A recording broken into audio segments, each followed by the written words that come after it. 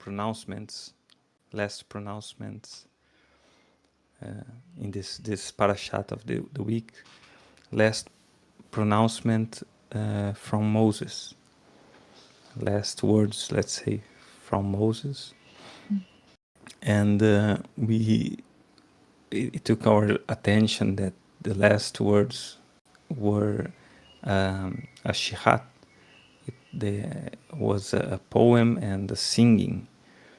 So it's a beautiful and interesting way to that after all the 5 books, it's finishing with a song, actually, with glorifying and just not glorifying, let's say, just the being, Yes. and just it's free as a free manifestation from the soul. Is the singing and the poem, not about rules, not about judgment, but about just being. And interestingly, we were speaking about the Sukkot and the Simchat Torah. That it's a very different way to approach the Torah, because I am aware that there is this tradition of being very happy with the Torah and dancing with the scroll and singing loud and just manifesting a happiness. And we were let's say, relating those 2 aspects of Moses playing this part of manifesting himself in a poem, in a shihat, and with the fact that after the study of the all Torah in the parashot, there is this Simchat Torah. So we kind of connected these 2 aspects, and was beautiful, the insights and so. And we'd like to share it with you, and to know if there is anything that you like to say about it. Thank you. Thank you. You mean Shirat Azinu, listening poetry, Shirat Azinu, which is placed in the last weekly portion. Yes. Shirat Azinu, listening. The verb is Hazinu, comes from Ozen. Ozen is ear. So it's listening poetry, and this is how the 5th book of Moses is, in a way, being contained. Also, this is the weekly portion, Vezot HaBracha, and this is the blessing that, this is how it, can you speak? You mean Parashat Vezot HaBracha, and this is the blessing that Moses blessed? You mean this portion? Yeah, yes, it is. Yes. Vezot HaBracha, yes, and this is the blessing that Moses blessed the children of Israel. This is the blessing. Yes. Hello? Felipe? Yes, it is yes. This one. It is interesting, Vezot HaBracha, because and there's all the time question why the Torah starts with Bereshit, yes, with the letter Bet, with duality. And there are many laws that try to answer this question, and one of them says that all of the letters were coming in front of the Holy Blessed He and asked the Holy Blessed He that within me create your world. Comes the letter Tav, the last letter. And the reasoning that she gives is that the Torah, the word Torah, is written with Tav and so on, and then comes Shin and asks, please create the world within me with the letter Shin, because Shalom, peace, is with me, and so on, and each letter comes, and There's a pro and cons until the letter bet comes and says, please create within me the world, because within the bet starts the word blessing, like in English, be bracha. And the creation starts with the letter bet, with duality, and so.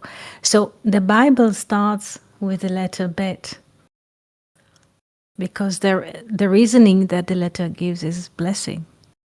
And Moses, in a way, seal the Torah with, and this is the blessing, and this is the blessing, v'zot habracha. Yes, and Fernando is on the way to Barcelona.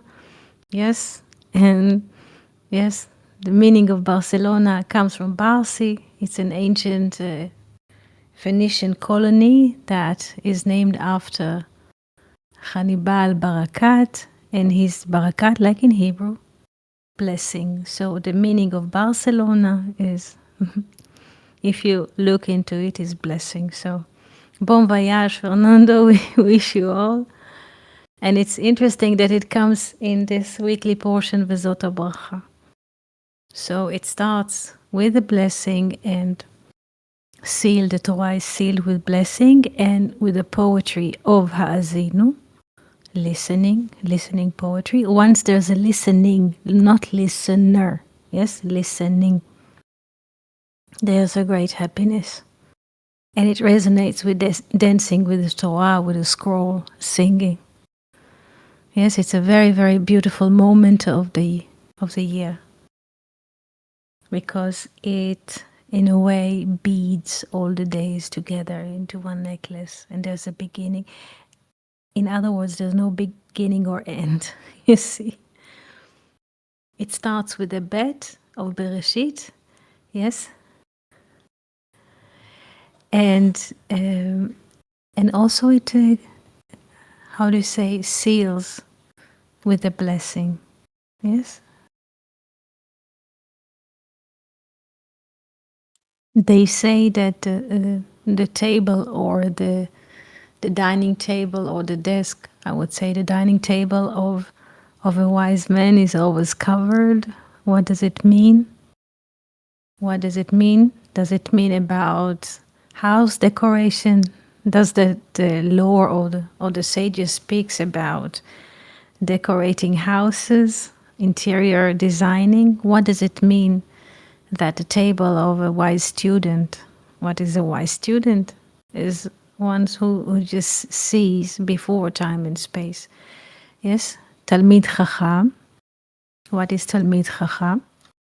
Wise student, that he sees, there's a seeing before time and space. And why the table of the wise student is covered, not just with tablecloths as an expression of home design or so. What does it mean that it is covered? That not everything is revealed. So a wise student, or the one, or the seeing before space and time, this is basically wisdom. Yes, is knowing before knowledge, and says not everything is to be seen, not everything is manifested. Therefore, the table of the wise student is always being blessed. Yes, because it doesn't take everything in a face value. Yes, there's always hidden component, like once Felipe shared with us from the scroll of Esther. Yes, Achashverosh, the kings, offer her until the half of the kingdom. And why only half? Because there's one half, or one part, which is revealed, and this is, he can offer the revelation, but he cannot offer anyone the hidden or the concealment.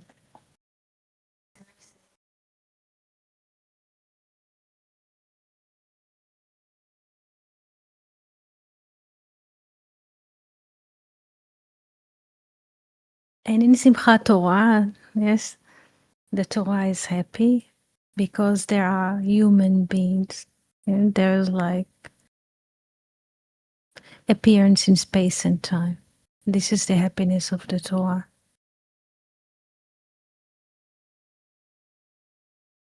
And the only request of Moses and the blessing, it's a request and a blessing as well, is just listen.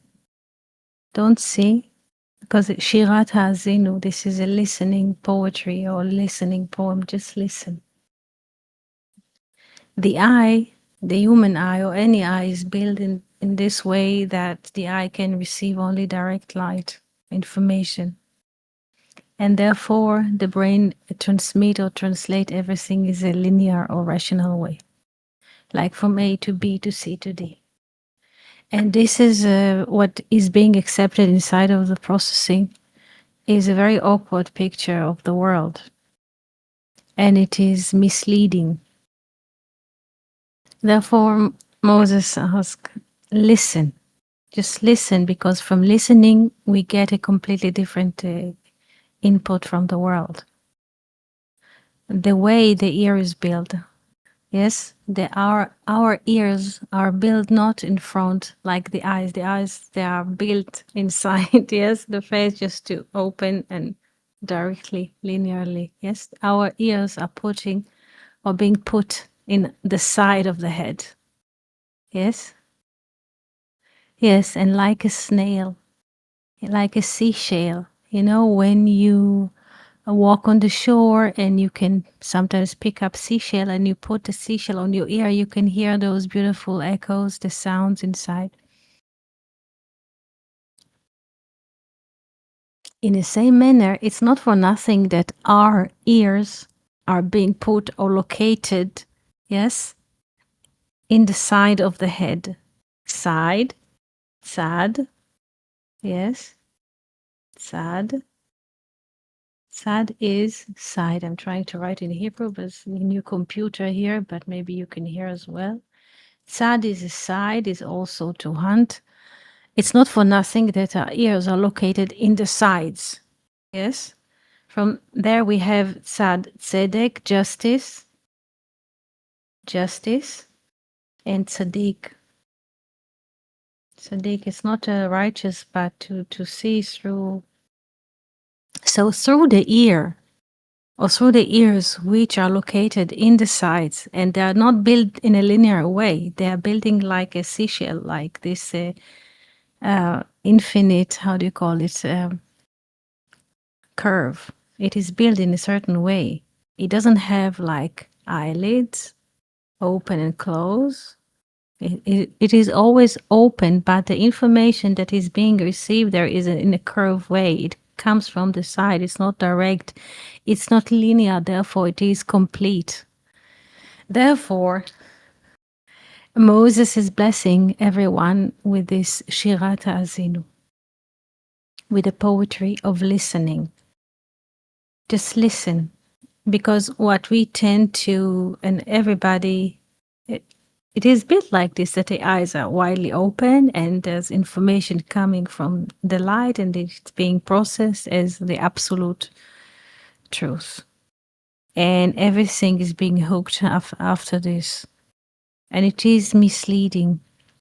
The eyes are always, in a way, will let us or encourage us to go out there, yes, to the world, and so.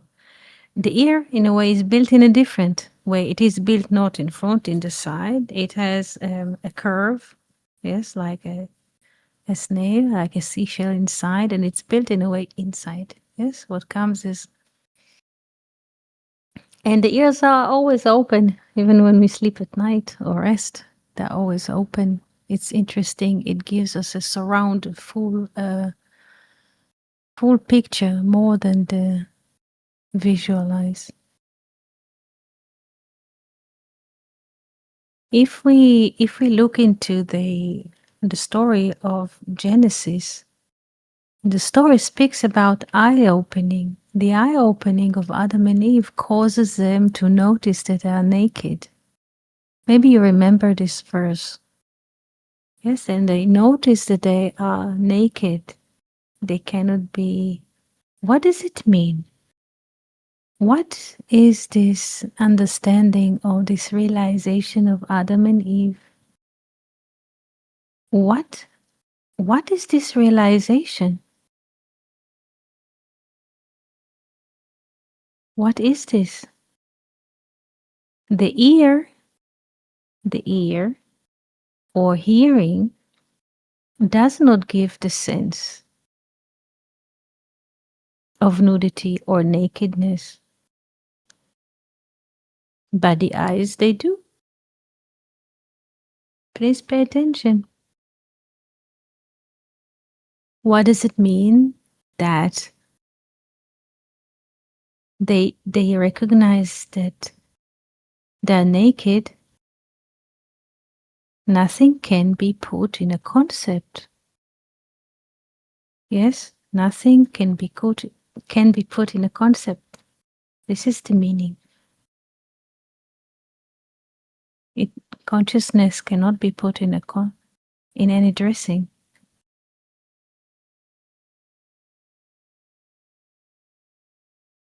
The ears, they don't give this sense.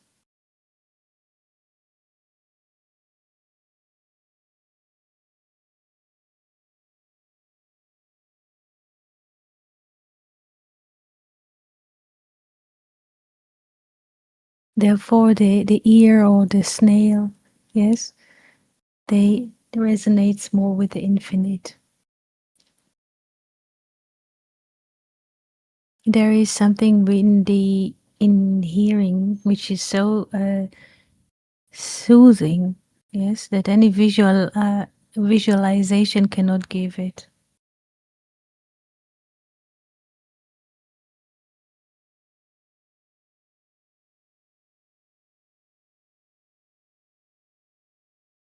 Questions? Yanis, Fernando, Jill, Felipe, Abigail, we're so happy to see you. Any question that you would like to ask?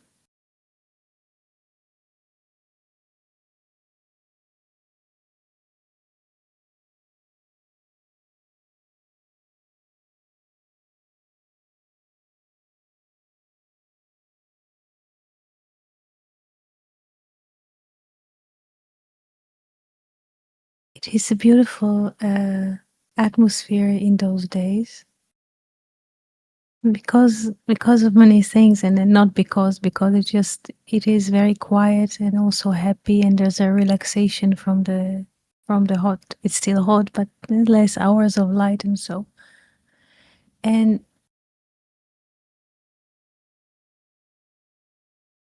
if you're listening, yes, and not try to struggle with how things are or how life is, there is a great sense of this ancient, they call it in the lower Kivshono Shel Olam, the source of the universe, or the furnace of the universe or so. There's something which is very ancient,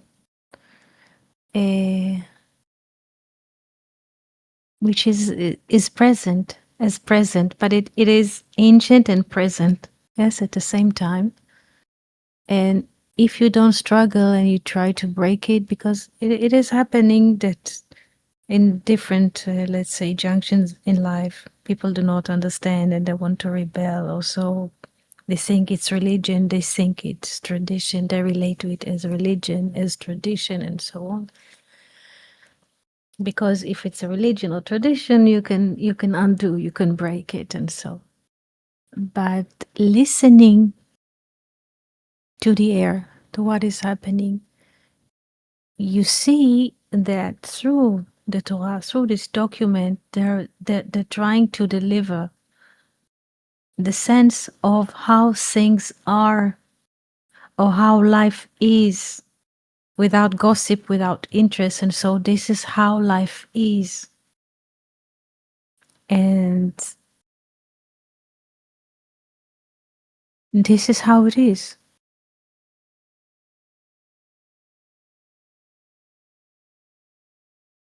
Because it has nothing to do with personalities or personal interest at all.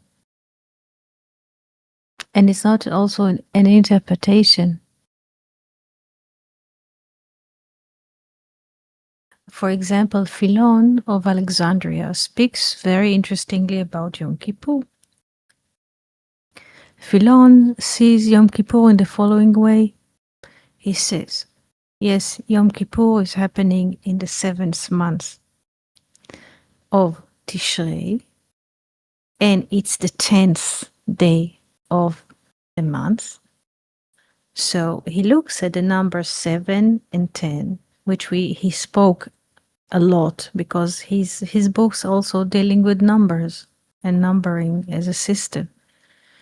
And he says this is a very interesting day. It's not for nothing that Yom Kippur is located in the 10th days of the 7 months. It's basically you can take 10, yes, as a complete number, yes, and 7, which is the manifested, and then you have 7 double 10. This is the 70s of the nations, or the 70s of wine.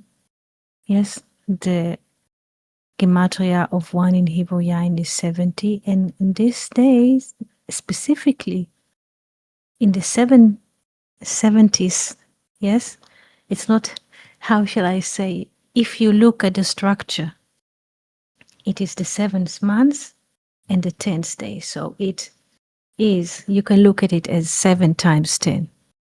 And then you get 70 is the whole revealed, the whole manifestation. And specifically from the manifestation, you take a step back and we can see that we are not the manifested. This is what Philo says. Or you look at it 7 plus 10, which is 17, the value of good. And he says nobody can have a sin, because everything is good, is only to the eye of the beholder, or the one who translates life or interprets life. So you see how already 2,000 years before our times, we think that we invented the wheel. So you can see that someone who is familiar with Greek, with Latin, with Hebrew, looks at this document called the Torah, the 5 books of Moses, and reads them or brings them out in this light, which is general. Yes, it's not a story of a tribe. It's not a story of a family. This is what it says as well. This is how life is. And the 5 books of Moses are just floating what there is beyond daily life gossip, arguments of, how do you say, sophist, because in the day he writes his books, he's already in Alexandria in Egypt, and he gives his conversations in Greek, because most of the people speak Greek. So it's very interesting. So there is this perspective of Philon, and there's also a perspective of the sages looking at it as a connection between Rosh Hashanah and Yom Kippur. Those 10 days are not standing as a separate accordion, let's say vibe, regional accordion vibe. Those 10 days are all the time coming and connect to the previous year, and they create this snail. I cannot draw now, I don't have a whiteboard to draw it, but instead of creating complete cycle from Rosh Hashanah to Rosh Hashanah, and we're just counting slices like salami, separated years, ring by ring, separated rings, they say no, yes, there is a year that starts in Rosh Hashanah, but continues until the next Rosh Hashanah, but it's not closing the circle, you can imagine this, but goes 10 days, and then there's another circle. And in this way, there is no disconnection. So this is also another way to relate to it.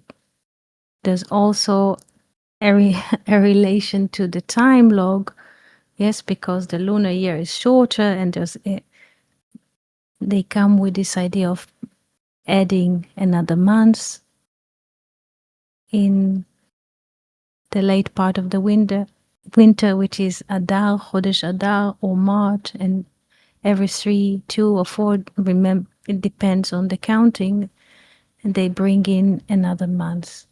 So those systems are being given to us through the Torah without personal interest. This is why it is important. Document, regardless now. Yes, there are computers and there are like how do you say, mega data centers, mega AI cities when they collect more and more.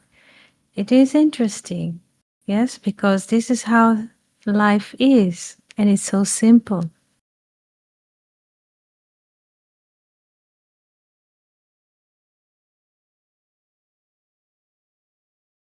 The Torah says one thing: though there is appearance in time, we are not of time. So don't take it so seriously.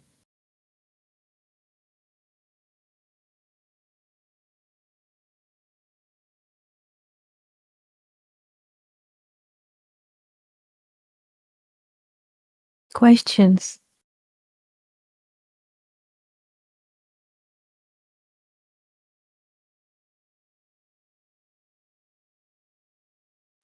Have you seen once, there used to be a French comedian called Louis de Funès. He used to make many laughable movies.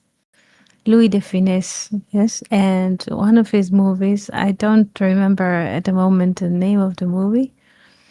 And they shot it in a factory when they produce chewing gums for children. Yes, chewing gum. And the camera rolls in such a way that you see how in the factory the chewing gum is like a bath with something which is like a green glue, I would say.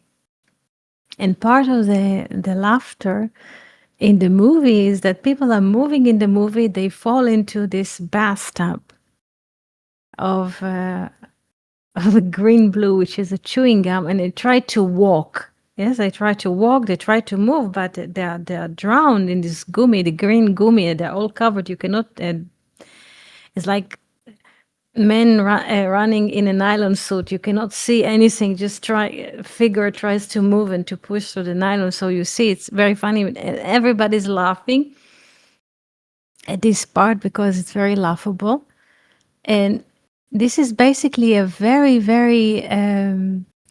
interesting image of how life appear here, if you want to look at it, because there's life appearing. People are walking, people are standing, people are sitting, and the brain in a way says and try to separate the figures, the story, the appearance, and so and so. But if you look at this one shot from Louis de Funès movie, you see there's just appearance of figures. It doesn't matter if it's under the chewing gum or waves of the ocean. There's a wind, and there's like waves are coming from the oceans, different wave. So we don't think it's so interesting when every moment comes a new wave. We just say, okay, this is the sound of the sea, and this is how it works, the system. We're not getting much excited about it. But if there are people appearing, yes, or kittens or dogs, and they are related to us, it's very, it gives us a lot of interest suddenly because it's about us. But why the example of Louis de Funès is so interesting? Because once people are covered with this chewing gum glue, you cannot notice. You just see a figurine tries to move from this like glue and to walk and it's falling, and so it is so funny because you cannot recognize which figure it is. Yes, the brain, the eyes are translating, and we say this is that, but this beautiful thing is just figures try to walk under this glue, and you cannot say who is it walking now under this chewing gum, And it also doesn't matter, just, people appearing, there's appearing and disappearing. Now, the appearing and disappearing is the manifestation. It doesn't matter if it's about trees, butterflies, bees, human, kittens, dolphins, birds, and so there's appearance. And there's nothing personal in it. The brain, what does the brain does of each and every one of us? Yes, it just takes snapshots of reality and says, this is my story, this is my domain, this is my life, this is my career. And so, and by cutting, yes, cutting and craving in, yes, like a black hole. This is the pictures, those are the details that I swallows as reality. Those details that we choose to chew or not, just taking it in for granted and never test it. And it centers us, yes, as a center of the world, center of gravity. And from there, everything becomes bitter because everything is measured or being seen against me, against my story, against my perception. And so, but it's completely a false take. It's a false interpretation. Yes, this is what the brain does. Tells us that we are separated entities, that there's a story, that there's a name. Yes, a few details are coming together, and suddenly those few details, which are completely random, they are the most important things. Of course, they know. This is why also the story about the story. Just you can see that the waves are coming. We cannot separate the wave from the sea, the wave from the ocean. Just waving, you know. And in this beautiful movie, just see people walk. You cannot detect who is what because there's this glue try to walk, and it is a very good symbol if you want to look at through the lens of symbolism about how funny we are. There is a beautiful verse that after the flood with Noah, there is a dialogue that, or a verse that says that life of people are limited after the flood. Yes, Noah entered the ark, or the flood started when Noah was 600 years. So people lived hundreds of years until Noah, and almost thousands years of life or so. But after the flood, there's a cut. And the verse says that from now on, the life of man will be 120 years. To limit it, only 1/5. Yes, if Noah, look at this frame, yes, Noah entered the ark when he was 600, or the floods started when Noah was 600 years. And after the flood, there's a new setting. There's a limitation of life of man to 120 years. 120 is 1/5 of 600. And what is the reasoning for cutting it to 120? Beshagam hu basar. Yes, Beshagam, because he is flesh. So doesn't live spirited life, this kind of human. So at least if he doesn't live spirited life, let's in a way limit the harm that he can cause. So yes, let's limit it to 120. Beshagam.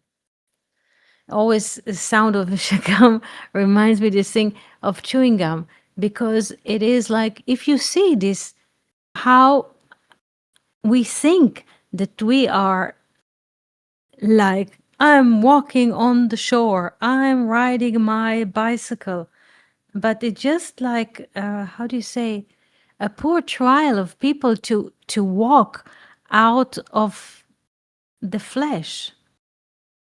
Yes, they fight the chewing gum. They fight so hard to walk independently out of the chewing gum. The humanity is fighting with the flesh so much. Humanity is fighting with the finite so much. But guess what? We are not of the finite. There is appearance in the finite. Yes? Yes, you're walking on the shore. So great, Abigail, so you can see the waves.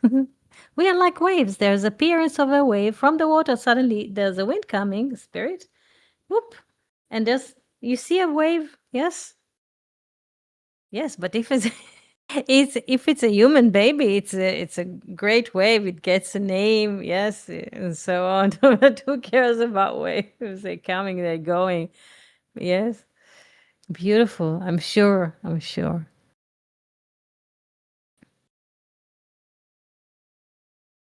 So there is no need to fight. Yes, because this is the brain is master of what? Of fighting, of wrestling. The brain is built to wrestle. Yes, the brain is built to wrestle, to fight, to box. This is how it is built. To count, to separate reality into two parts, and to bring those two parts against each other. And it's not a private problem. This is how the brain is built. It is very simple. So don't relate to this chamber. It always comes with smoke. In this chamber, there's always wars and this against that, this against that. The good news is we are not a product in time. The brain is a product of the manufactured reality which is appearing in space and time, but we are not this product. Bodies are appearing here, but we are not the bodies. We are not of the finite. So there is no need to get stressed, to struggle. Just take back a bit. Take back, not just. We are not of the scenery. Whatever happens, what it's just appearances, different appearances. It's not our true nature. But the brain and its activity will always will pop out, yes, and introduce us, yes, as acting by our own merit. Yes, we are not the doers.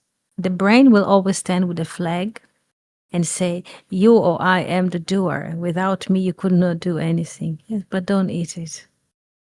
Yes, this is the tree of knowledge. This is it. Don't eat. This is the don't eat what's from the kitchen that the brains cook in. Just don't eat it.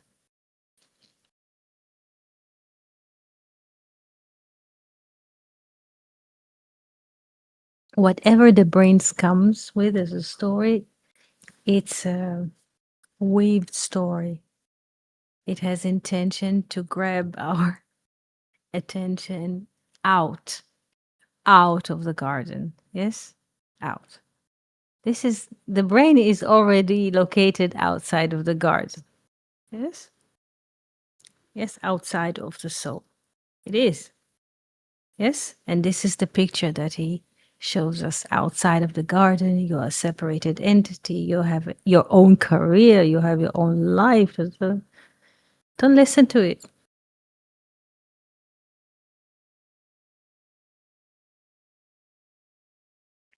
This is what Yom Kippur was trying to tell. You are not a process of space and time. And there's nothing to forgive because nothing never happened. It's the beauty of it.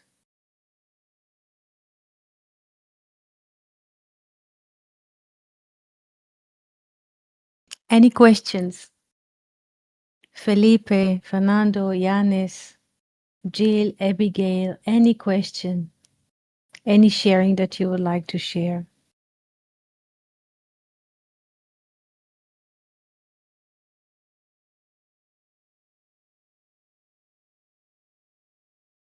And with this beautiful message, I would like to thank Felipe for sharing us your meeting, your Zohar meeting this week in Brazil, Shirata Azinu, the singing, poetry, Simchat Torah. Yes, Felipe.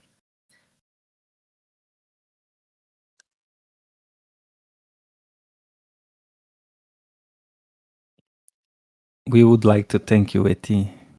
Thank you so much. Thank you. And I would like to know if could I play a song, Eti? Sure, sure. You're most welcome. I thought yes, what a surprise. I thought you wait for Monday, but you're already here. It's great. No, It's great. I was just listening and I'm with the guitar. Mhm. So maybe we Of could, course. and just because as I was reading about Yom Kippur and these days, the story of the book of Jonah is referred as a reading for the season, right? Yes, yes, yes. And just there is this beautiful song that actually was inspired or proposed by a friend here in class that is she doesn't come too often, I guess. Sandra, I guess. Yes, yes. And one day she talked about Jonah, and suddenly in the session this melody came, and if I would like to sing it to you. Sure. Thank you. Thank you, Eti. Just one moment, please. Yes.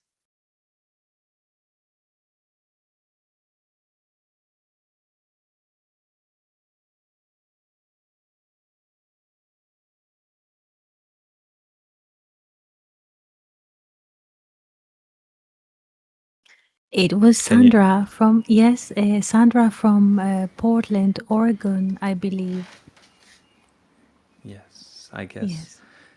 Can you hear it, Eti? Can you hear? Yes, yes. Can you get closer to the mic? Yes, yes. Do you hear the guitar? Yes, yes. Do we hear? Yes? I'll increase the volume. Yes, very good. Okay. Can you hear?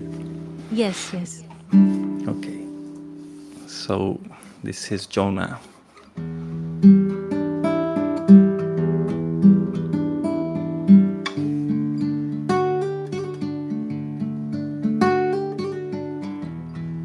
Walking in the port of Jaffa, looking for a sheep. Jonah bounces into the harbor with the morning sleep. West and north and south and east, all his magic lines. The skies, the heavens, holy earth. Jonah rolls his dice.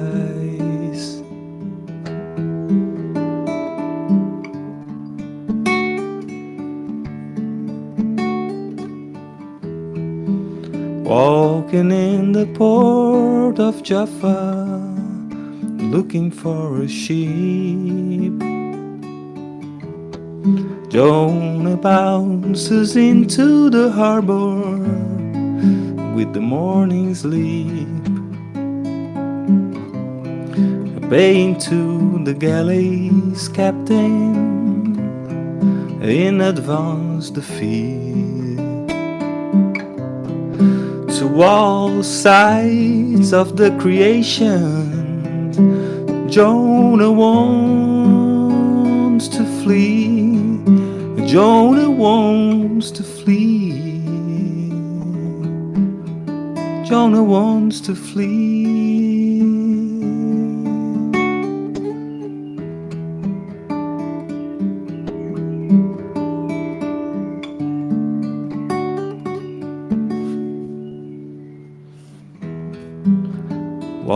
walking in the port of Jaffa, looking for a sheep. Jonah bounces into the harbor with the morning's leap. West and north and south and east, all his magic lines. The skies, the heavens, holy earth. Jonah rolls his dice. Jonah rolls his dice. And Jonah rolls his dice.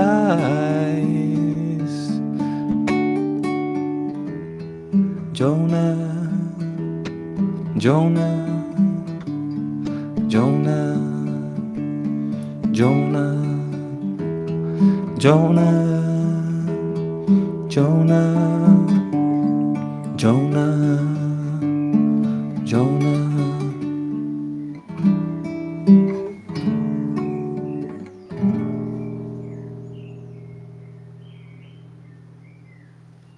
Bravo, Felipe. It's so beautiful. And the birds are participating too. Yeah. Yes.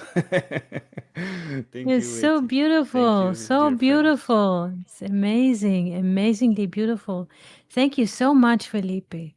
Thank We you. did not Thank you, expect Jill, that. Abigail, Yanis. Thank you. Yes, it's a triple surprise because we did not expect that. Yes. Yeah. Me Beautiful. neither, Eti. Yeah. Thank you so much for sharing. And thank you for sharing those meetings that you have together and their content. Thank you so much. So, dear friend, thank you, Felipe, Yanis, Jill, Abigail, Fernando, listeners. We thank you for being here with us and we wish you a very good week. And we could meet here on Monday at the same time. There's like Sukkot, the evening of Sukkot. So, Felipe, if you have the time to join us on Monday, I don't know if you have the time. It would be lovely. It just Yes, would be Eti. lovely. Yes? Yes, I guess maybe I don't know if in the moment of the session, but I'll Yes. try. Yes. Yes. It's Thank beautiful. you, Thank you Eti. so much for this, how do you say, surprise. We did not expect it. So thank you All so right. much. All right. Shabbat Shalom. Thank you so much and see you soon on Monday. Chag Sameach Shabbat Shalom. lechulam. Happy holiday. Shabbat Shalom. Shabbat Shalom.